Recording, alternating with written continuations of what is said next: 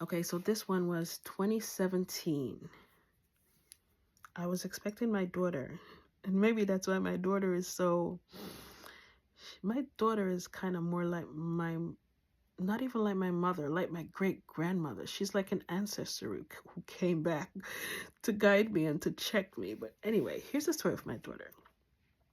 She was expected to come on December 28th, right after Christmas. And I was okay. I'm having an okay pregnancy. Nothing wrong. I wasn't even big. Most people didn't even know I was expecting. And I wasn't expecting to expect. Although I planned it for years, but it wasn't happening. It wasn't working out. And just as I was like, whatever. If it doesn't happen, it doesn't happen. Then it happened. But anyway, so on November 25, in the wee hours of that morning, so let's say 3 o'clock, I came out of this dream, because I remember coming out of the dream, it was sometime after 3 o'clock. So I had this dream that night. It was my grandmother again, my mother's mother. And I was in this beautiful place. It always seems magical for me. But however, she nudged for me to look in a particular direction. So when I looked, I saw this beautiful, it was like this golden sack, but it was almost translucent. And when I looked, there was this baby within the sack. However, what I observed was this baby had this, at the time, it was an actual cord, like cord that they used to tie animals. It was this cord wrapped around the baby's neck. And the baby had their hand in a prayer like this.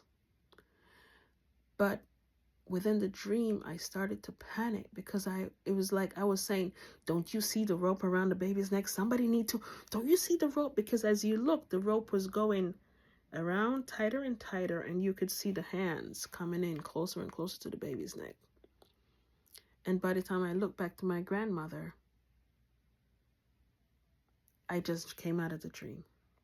But when I came out of the dream, by then, I think I knew that when I saw my grandmother, it was some stuff is going to go down.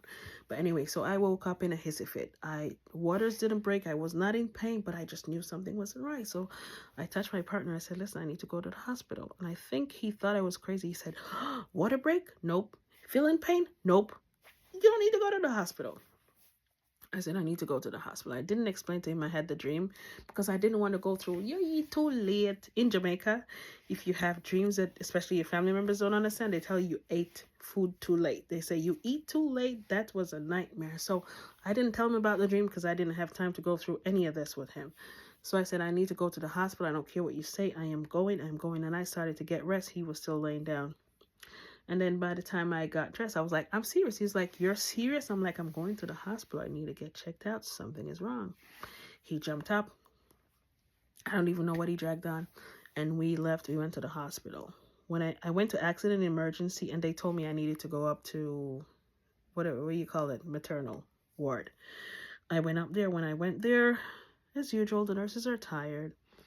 I'm not saying this to discredit any professional. I respect every professional because within all of them, you find a godness somewhere. But anyway, the nurse that I met, she asked me all the pertinent questions. How far along are you? When are you due? And I told her December 28th. Are you in labor? Have your waters broke? Nope. Miss, nothing wrong with you. Go home. In Jamaican. So she was telling me, listen, there's nothing wrong with you. You're probably having anxiety or Braxton Hicks. If you're feeling pain, go home, go in a bath of water, relax. I was like, nope, I'm not going home. I need to be checked out because something is wrong. I think she had a tired night. She was frustrated. She walked away. She said, you just need to go home. We have people here who really needs to be checked on. And she left me. So my partner was there and he was trying to assure me, you know what, maybe we should go home. Let's make that bath and whatever. And I turned away to walk. But by the time I was walking away from the maternity ward, I distinctly heard my grandmother's voice. Stay. I took a deep breath. I turned around. I went back inside and I sat in the chair. I said, I'm not leaving. This is 2017. The story with my dad was at least 5 years prior. So you see the gap in between. But it was like replaying itself, and it's the same hospital.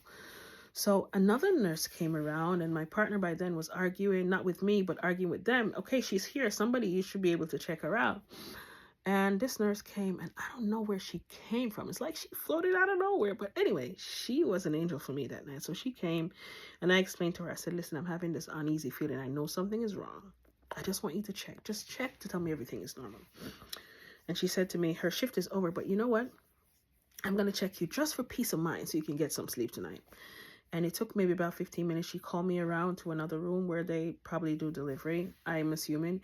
And she checked me. When she checked me, she said, but you're 3 inches dilated. And she started to cuss. She was like, this woman is 3 inches dilated and you were going to send her back home. Right. Anyway, so I was admitted immediately. My partner had to go back home because I didn't come with a bag because I didn't know what I was going to do. I just know I needed to be there. So that was by the time that happened, that was maybe after 6 o'clock early that morning. My daughter was born just a little bit before 12 o'clock, about 11:45 a.m.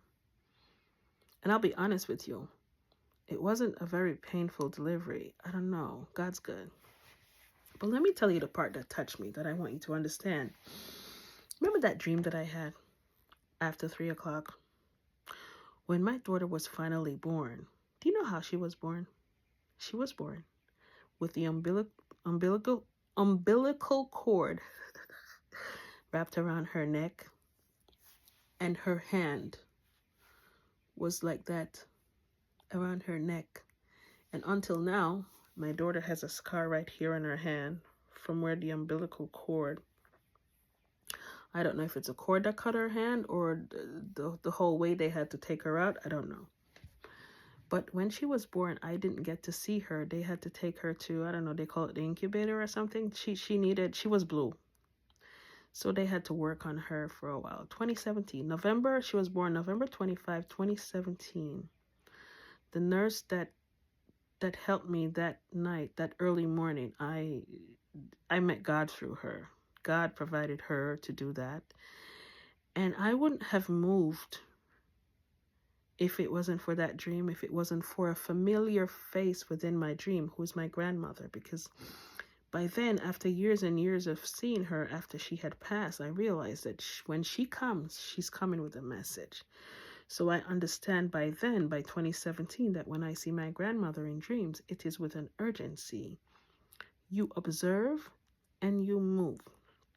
So my daughter, who is now 7 years old, I told her that story for the first time last year, and she's flabbergasted. And more interestingly, she has memories, which I didn't know kids would have memories, but she has memories. That's why I tell you, these kids who are coming in now are just different.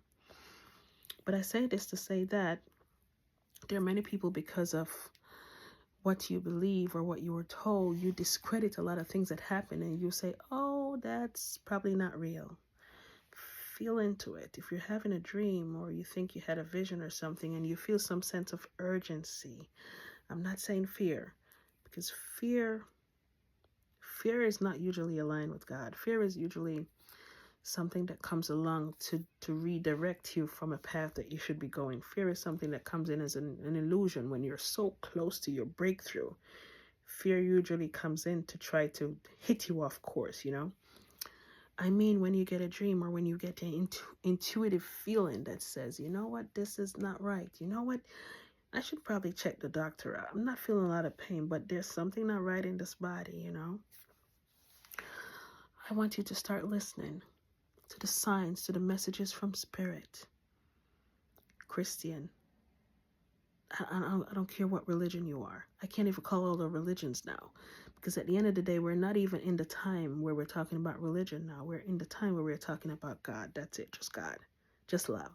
Just the support that's coming in now like crazy. And it's going to be so much more observant, the support that we're getting behind the scenes.